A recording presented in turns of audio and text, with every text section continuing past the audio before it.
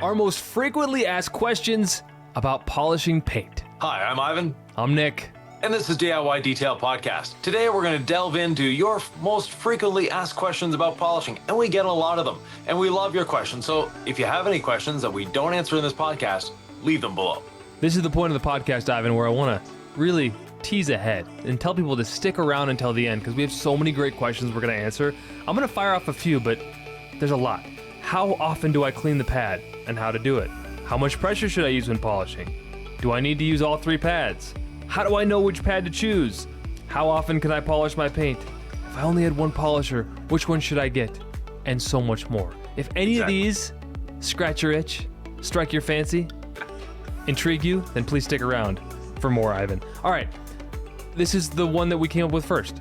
How often do I clean the pad? How do I do it, Ivan? Well, the how often is simple. Never put clean polish on a dirty pad. So when you do your section, clean your pad. Whenever we're polishing, we're removing clear coat or paint or however you want to look at it, but we're removing clear coat. And in removing that clear coat, it's building up in the pad. If you're polishing single stage paint, that is paint without clear coat, it's just pigment in the paint. Your pad changes color immediately. So if you're using our gold waffle pad, you're polishing a red car, it turns red really quick. Everyone has the instinct to, oh, quick, I need to clean my pad. When we're polishing clear coat, we don't see that accumulation that happens in the pad, so it's not as stressful as doing single stage. But you need to clean your pad every time you remove it from the paint before putting fresh polish on your pad. It's that simple. It's that simple. And the reason is that accumulation that's in the pad basically can cause marring, can cause swirling, and creates excessive heat and slows down the cut of your pad. So the more often you clean your pad, the faster you're going to get the job done. Yes, it takes a few seconds to clean your pad, but those few seconds invested will make it so that your time of polishing is greatly reduced. I think it's really important because a lot of people will think, just spray a little more rinses on the pad, and then I'll put another spray of gold standard polish. So I'll keep it moist.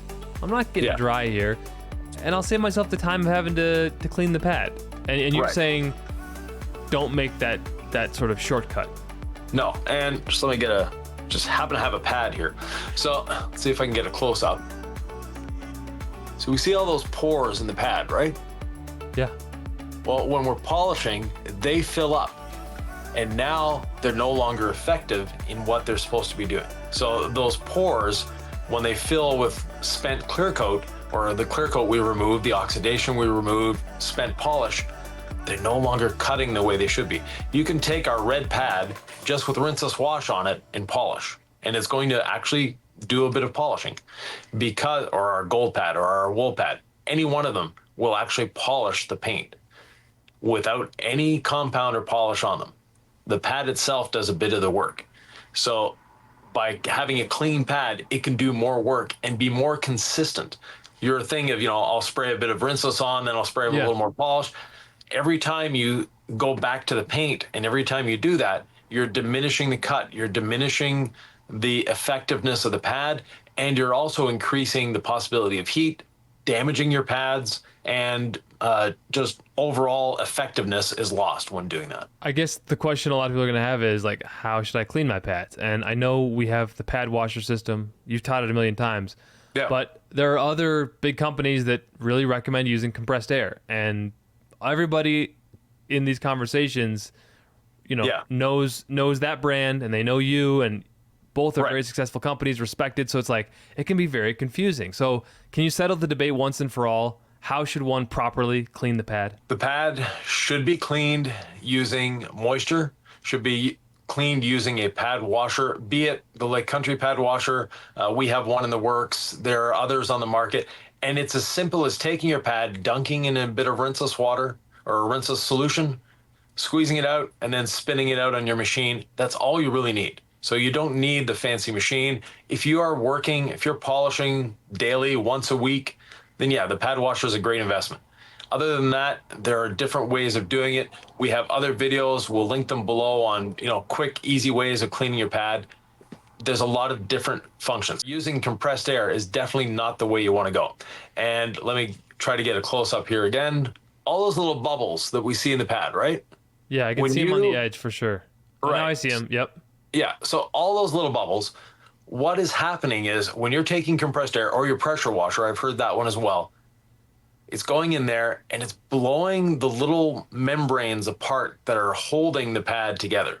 Your pad will still look the same. Your pad won't change because you've used compressed air, but you've basically softened the pad, which may or may not be a good thing or a bad thing. But at the same time, you've reduced the lifetime of the pad dramatically. So yes, there are companies that suggest using compressed air to blow out the pads.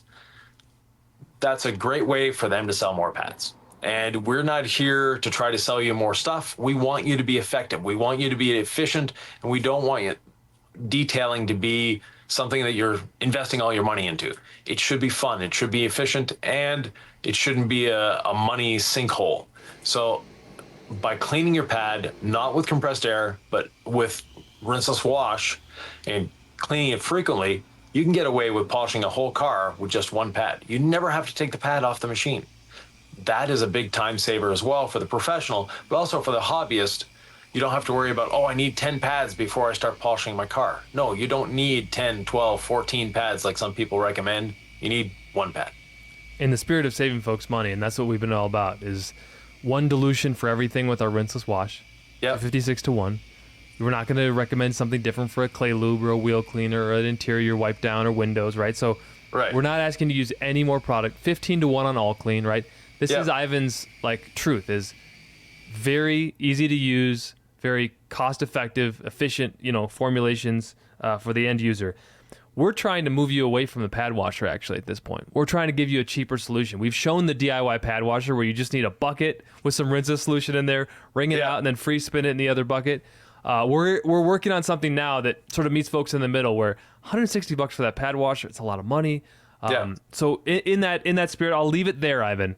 But if folks are loyal enough to keep listening to this podcast, I want you to know what's going on behind the scenes with some R&D. Do you want to share anything more about that?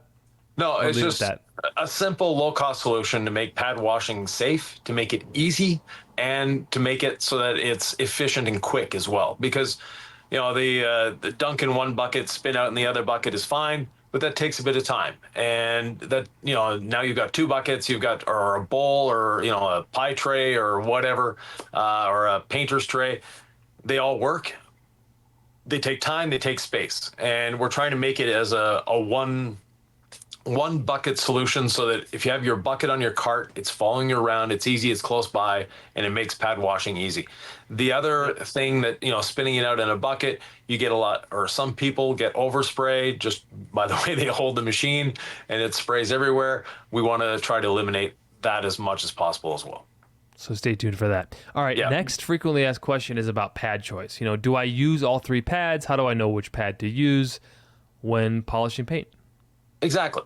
So we've said it many times before. If you only have one pad in your life, this is the pad you need.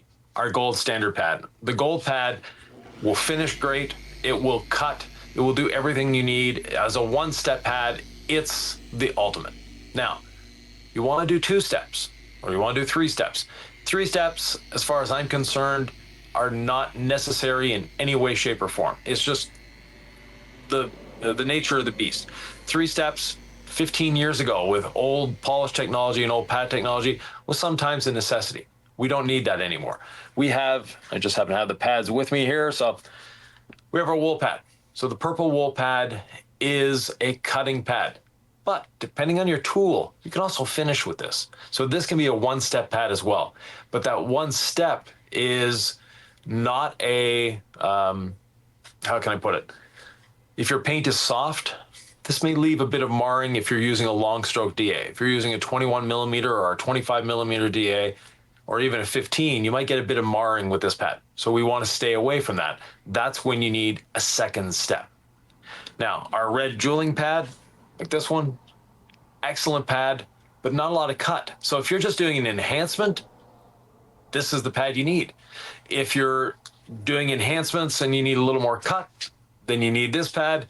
And if you're wanting to do 2 steps, then combine these 2. So you go wool and then rotary jeweling, as opposed to wool and yellow for finishing. Exactly. Doing a 3-step, that some people want to do with, the wool, the gold, and then the red, it's a little too much. It's just a waste of time. Now, is it fun? Sure. If polishing for you is a hobby and it's a way of escaping the outside world, then yeah, do 3 steps. But if you're doing this as a business, get away from the 3 steps. That's not necessary. It really is so fun. It really is a great escape. I think, like anything, it can be dangerous if you use it to numb out everything else. But if you use it in a healthy way where you're mindful of, like, I'm still aware I have issues and problems on the outside. I'm not totally ignoring them. Because for me, I just detailed all the time. I worked 2 jobs. I detailed till 3 in the morning. I barely slept. I didn't even have time to think about it. So if I just kept moving, kept working, kept detailing, I didn't have to deal with that problems, but they just kept building up. The walls didn't get any bigger, and then the problems eventually just crushed. So word to the wise, it's a beautiful hobby. It's amazingly meditative, and it's a great escape. Yeah. Just be careful, okay? Because it'll suck you in all the way. Right. I was chatting earlier today with a gentleman that watches our podcast that is very active on our Facebook group as well. He's a retired police officer, and he uses detailing instead of drugs. So instead of medication, he uses detailing. And he says detailing has basically eliminated my need for the anti-anxiety drugs that I was on from, 30 years of high stress as being a police officer. So first of all, thanks for your service. Secondly, seeing that detailing can be an escape for a person and can be a healthy journey is just so much fun. 100%. If you know out there, folks, let us know what you love about detailing in the comments below. Like, has it helped you out? Has it been there to really support you in a time of need? Because you'd be surprised. Just cleaning cars is what someone said the other day. Oh, I don't know. It was said in a way that, like, you work for a car cleaning company or whatever. And I was like, you have no idea what you just said. This person, it was kind of meant to be like, anyway, it was a contentious conversation where they were kind of putting down what I do, and I didn't even rebut it. I said that's interesting that person thinks that, because detailing is a beautiful thing. I digress, Ivan. How often can I polish my paint? We get this question a lot. I think if you're not very aggressive with it, if you're just hitting it with the rotary jeweling pad, like, I'm of the opinion you can do a nice wash decon and like a light jeweling polish once a year. But I'd love to know what your thoughts are, Ivan. I've polished my paint many times. I'm sure it's going to fail in terms of the clear coat one day. But 7 years later, the Subaru still looks okay. Right. So clear coat is a finite resource. We only have roughly between 40 and 50 microns of clear coat on our paint. That 40 or 50 microns, 10 of it is sort of a hard crust. And then after that, once you get past that 5 or 10 micron crust, now you're into the sort of the soft underbelly. Think of it as a loaf of bread, right? You've got a nice crusty loaf of Italian bread. That outside crust, once you break through it, it's nice and soft and pliable inside. That's the same way with clear coat. So yes, you can polish often. And if you're the type that likes to polish often or wants to polish yearly, then just use the red jeweling pad. Don't go any further than that. If you're getting into the yellow pad, if you're getting into our wool pad, you're definitely removing thickness. So over the years, you're going to wear that thickness down and eventually break through. The other thing is, the more clear coat you maintain on your vehicle, the more clear coat you have on your vehicle, the longer it's going to last because of the UV protection that it's providing to the base coat underneath. And the clear coat, once it gets to a certain thickness or thinness, at that point, it itself starts to degrade. So we want to keep our vehicle protected. Now, there are ways that you can safely make it so that, yes, you can polish your car more frequently. And that is, every time you polish a car, put a ceramic coating on. That ceramic coating does not necessarily build back thickness, but it at least gives you a little more oxidation prevention, UV protection, that will make it so that your vehicle will stay nicer longer. The other thing by adding a ceramic coating is, yes, some ceramic coating companies say you're building 3, 4, 10, 20, 30, 60 microns. No, you're not. But what you are doing is you're providing, or you're bringing back some of that crust to the paint because of the hardness and the durability of the clear coat. So now, or the ceramic coating, sorry. So now you're bringing that back a little bit. And the next time you polish, because you had a ceramic coating, you won't need to polish as much to get to the result that you want. So that little ceramic coating that you're polishing off and leveling, now you can add more, and it's just a continuing circle. So if you're the type that wants to polish frequently your vehicle, then yes, red drilling pad only and ceramic coat it after every time you polish. Heck yeah. That sounds like a fun plan. Ivan, if I only had one polisher, which one should I get? That is a really, really, really tough question. It depends, first of all, on what you're wanting to do. If you're just wanting to do paint enhancements, so your paint is already in good shape, the vehicles you're working on, the paint is in good shape, and you're just wanting to give them additional gloss, you're just wanting to give them some, more shine, more pop, and go for the rotary. The rotary is by far the easiest of the two tools to use, and I know you've heard comments to the other way everywhere. I teach a lot of people in a year, and everyone I teach, if they've never polished before, so if they've never used a DA, they've never used a rotary, they leave my class because I have them try both in the class. I have them try a long stroke, a short stroke DA. I have them try battery operated tools, corded tools, rotary, the whole gamut. And I force them to. It's like, no, I know you like that tool, but here, put this one in your hand, try that one. Right. Because a lot of people, the last class I had here, they were using 5 different rotaries. They were using 6 different DA polishers, just so that they could rotate through them, try them out, see which one they liked, see which one they didn't like, because everyone is different. But that being said, at the end of the class, everyone prefers the rotary instead of the DA for finishing. So if you're just doing light paint enhancements, you want to get gloss, go for a rotary. It's so much smoother, it's quieter, it's more easy to control. You can be more precise with it as well. Now, if you're wanting to cut, that's when we get into the territory of the DA. And the 25 millimeter DA, to add to this question, one question we got is, I'm a beginner. Should I be getting a 8 millimeter DA, a 15 millimeter DA, or is your 25 too much? Or should I just use the palm sander, right? Yeah, and that's another option. But depending on what your budget is, but the 25 millimeter DA versus a 15 versus a 21 is going to give you as much or as good a finish as a 15 or a 21. It's going to cut a little faster.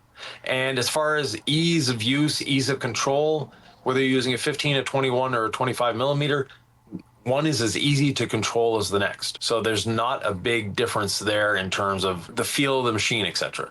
Our machine is extremely well balanced, and unlike some machines, we actually don't use the pad to balance it. We use a very, very heavy counterweight assembly, and the whole rotating assembly is a little heavier than most tools.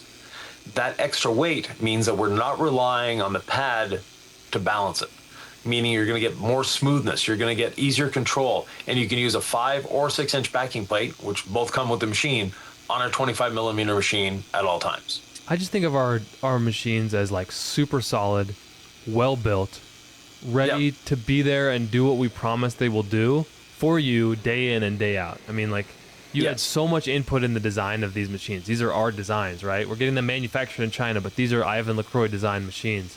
And I've heard nothing but good things. There's nothing flashy about them. There's nothing sexy about them. These are not $850 cordless machines that look like a Ferrari. No. They are just built to work, like we say, within our system and just keep working for you. And to me, as a working detailer, something that just keeps working for me, doesn't break. These things are going to get dropped. They're going to get beat up. Like, we know how it works. Cords are going to get bent. We've shown you how to work on these. So I'm going to put a link below on like how to take the machine apart, how to, we talk about replacing brushes, switches, cords. Like, it couldn't be more laid out, right? In terms of the way that we've presented these machines to you. I think they're great. So did you answer this once and for all, though? The machine they should get if they're just going to get one? Because I know you mentioned rotary. I would always recommend someone get the DA. Yeah, there's no right answer. Yeah. And there's no wrong answer. It's what are you wanting to do with it? So again, if you're just doing enhancements, you want to get extra gloss, go for the rotary. If you're trying to cut, if you're trying to remove defects, and by the way, we never remove defects in polishing. I'll get to that one in a second.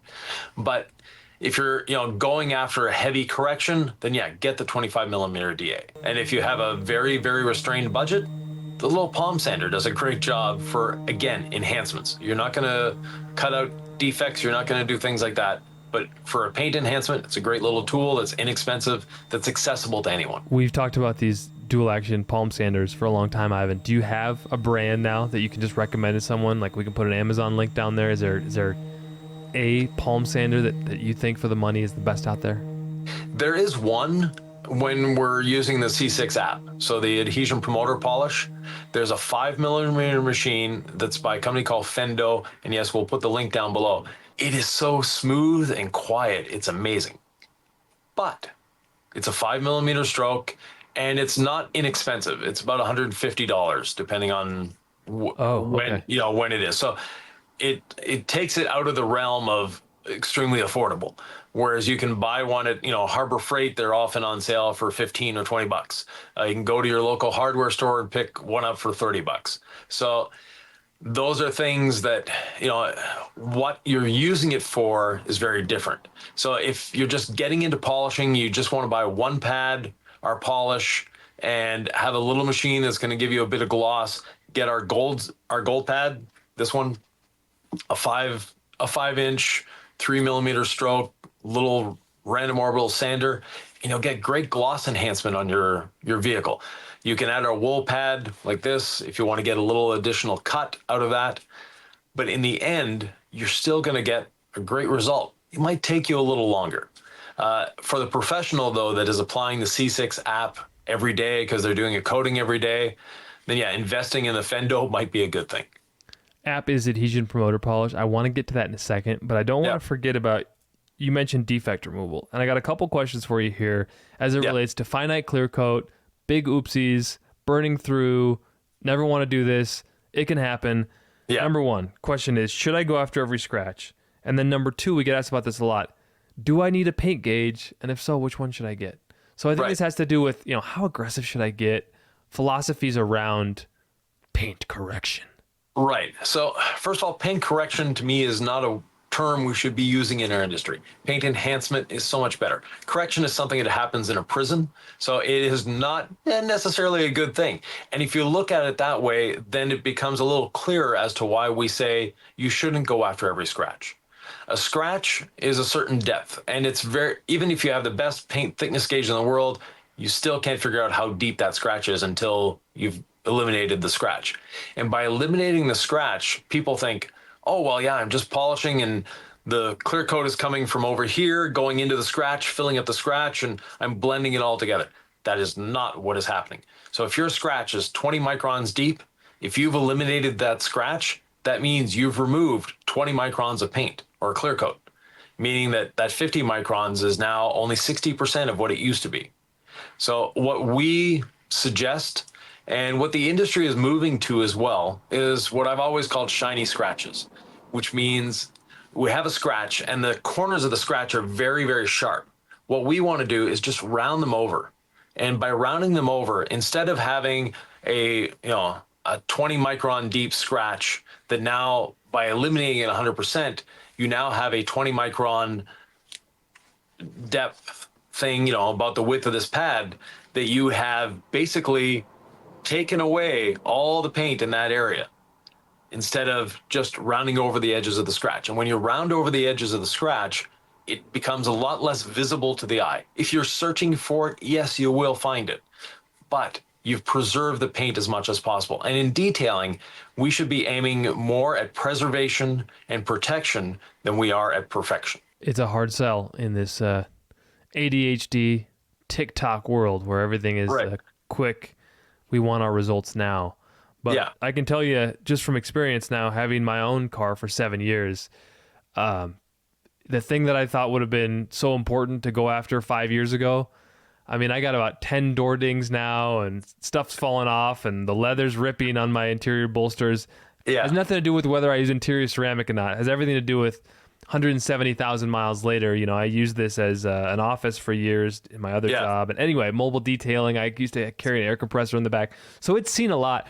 5 years ago, I would have gone after everything to make it perfect on that day. And then you realize there's only so much, you can do to keep it nice over 7 years. So it's like that long-term mentality of preserving the clear coat makes so much more sense to me now. Right. And for myself in our shops, when we had a customer that came in and say, I want my paint to be perfect, my first question is, like when you purchased it at the dealership? And a lot of the times that answer would be yes. And as a detailer, we know that a car coming from the dealership is far from perfect. True. It's a good starting point, but it's far from perfect.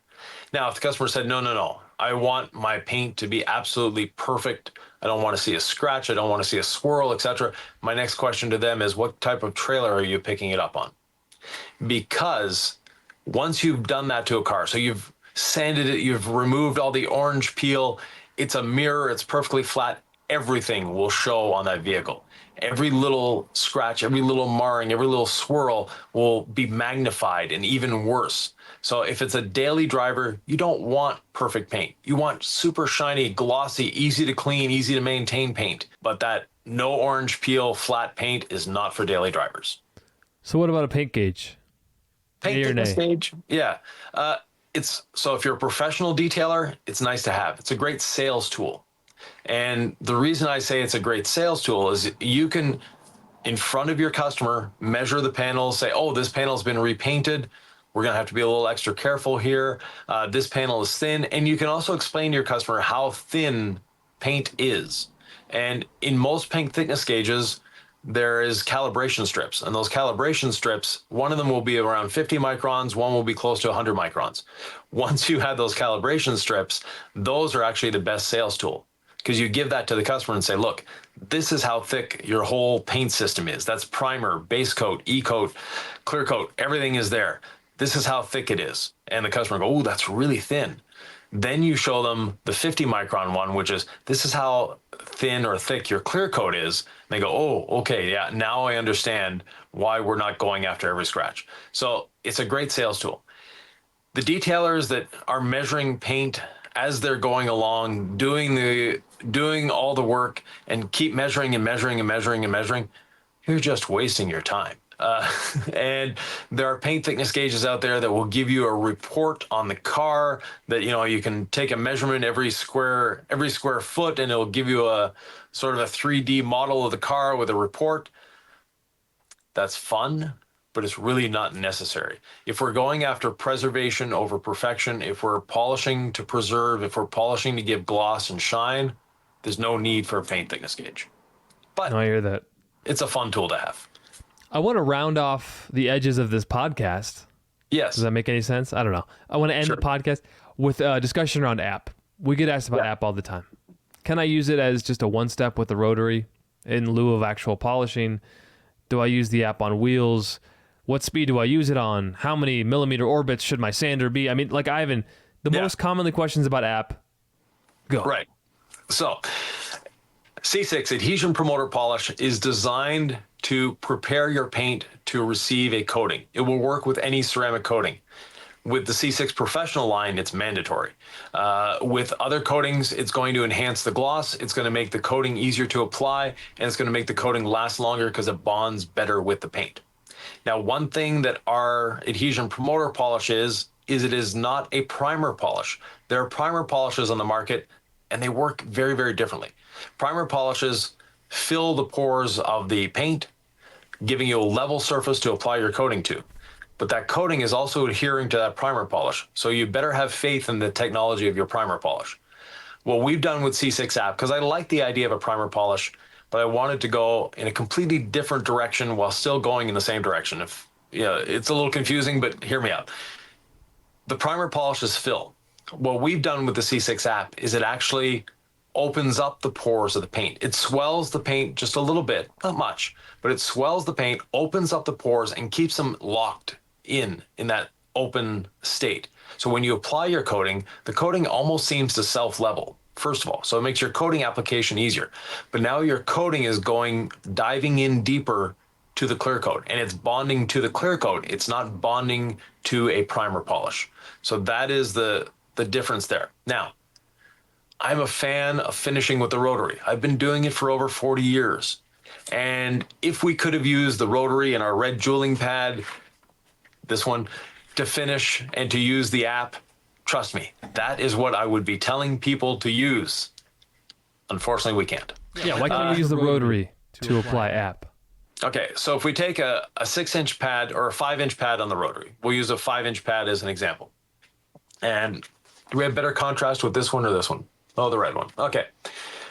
So when this is spinning around, okay, it's just spinning around. The outer edge, and now I'm using a 6-inch pad, but let's say a 5-inch pad. The outer edge, where that abrasive is giving us. Oh, okay. We're moving around the screen here. I want to see you in prime time here. Okay. So this edge is moving at 4.7 meters per second. With app, that's too much abrasive movement. Now, if we look at a dual action polisher, so now the pad, if we eliminate the rotation from the dual action polisher, because the rotation is actually very slow, but we just look at the oscillation. Now, if we're looking at that oscillation, no, I'm not trying to put you to sleep, don't worry. But we're looking at that oscillation. Let's say we have a 21 millimeter machine. So this point is going around in a circle, 21 millimeters oscillation, but it's going around. And if we're doing it 3,000 orbits per minute on a dual action machine, that's roughly, I don't have the chart in front of me here, but we'll post a link to a chart. That abrasive is moving somewhere around 8 meters per second. So it's actually cutting more, or doing more work with a 21 or 25 millimeter machine than the rotary is. Now, if we reduce that to a little 3 millimeter machine at 12,000 orbits per minute, so they're moving a lot faster, but that little piece of abrasive is only going 1.8 meters per second. And through R&D, we found that going 1.8 to 2.5 meters per second is the ideal, shall we say, movement or aggression level for the app. The app, even though we call it Adhesion Promoter Polish, it is not for doing paint correction. There is a minor bit of abrasive in there, more for deep cleaning the paint than it is for cutting the paint. So if your paint is glossy, if it looks beautiful to you the way it is, then app is the way to go. What the app is doing, like I said before, is opening up the pores of the paint, making it more receptive. We don't want to overwork the app. We don't want to have that abrasive movement that's too quickly, because if that abrasive movement is too quick, what it's doing, there's a bit of polysiloxane, there's a bit of SiO2 in the app, it will actually set those, and we don't want them to be set. We want them to do their job. We want the app to be able to dig down deep. We want the tea tree oil that's in it to get in there and dig out the dirt that's in the paint. That's why it enhances the gloss. It's not necessarily the polishing aspect, it's the deep cleaning that it's doing. Now, the other question we get a lot with app is, how long do I leave it on the paint? Well, also, what speed should they use their palm sander on? So rent a little 3 millimeter palm sander, you're going to use it at full speed if you want. So full speed on your palm sander is fine. It doesn't, right. It's irrelevant. Because it's only full speed, so 12,000 orbits per minute, which is what most of them are at full speed, with a 3 millimeter stroke, is actually only giving you 1.8 meters of abrasive movement per second. If we go to the rotary at 600 RPM, which is the lowest speed our rotary goes, it's still giving you 4.7 meters per second. So what about like a forced action machine? Double. Like the Hercules from Harbor Freight or the Beast from Flex. Can we use that? Right. Yeah, so those are an 8 millimeter machine. So those you want to go on a medium speed, 2 or 3. So you're okay with forced action for app? Oh yeah, forced rotation, your old porter cable. So if you're a professional detailer and you've got that porter cable, that's been sitting in the corner for years, up to a 9 millimeter stroke is fine. Past that, so we get into a 12, we get into a 15, a 21, or a 25. There's just way too much abrasive movement, meaning that the app in itself, it's going to wipe off fine. It's going to be perfectly okay to wipe off, but we've set the SiO2 and the polysiloxane in them, and we've basically sealed off the pores in doing that, which is not what we want to do. We want to open the pores. So yes, I'm a fan of the rotary. I'm a fan of our 25 millimeter machine. Unfortunately, both are not suited to use the app.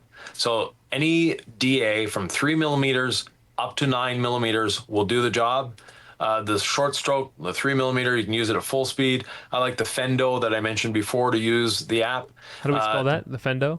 Phendo. And the only place I found it is on Amazon, and we'll have a link below.